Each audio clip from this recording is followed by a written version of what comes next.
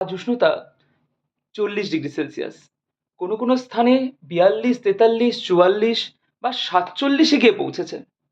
রাজস্থানের নয়, এটা পশ্চিমবঙ্গের উষ্ণতা। আচ্ছা, এই উষ্ণতা বৃদ্ধির কারণ হিসেবে আমরা যা বলি সেটা হলো গ্লোবাল ওয়ার্মিং, পরিবেশ দূষণ বা সৌরঝড়। কিন্তু পরিবেশের এই ফেনোমেনাগুলোর উপরে যদি আমরা সম্পূর্ণ দায়ভার চাপিয়ে দিই, তাহলে কি আমরা নিশ্চিন্তে ঘুমোতে পারবো?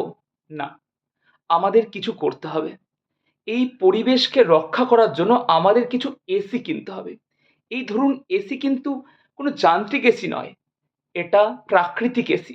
চলুন সবাই মিলে আমরা পরের মাস অর্থাৎ জুন মাস, ওই আষাঢ় শ্রাবণ মাসে যখন বৃষ্টির ছোট ছোট ফোঁটা পুরো উম, আমাদের বাংলাকে ভিজিয়ে দেয়, সেই সময় আমরা কিছু গাছ লাগাই।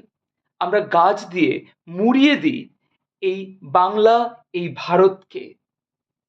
তবেই কিন্তু আমাদের এই উষ্ণতা থেকে রক্ষা পাওয়ার উপায় আমরা খুঁজে বের করতে পারবো।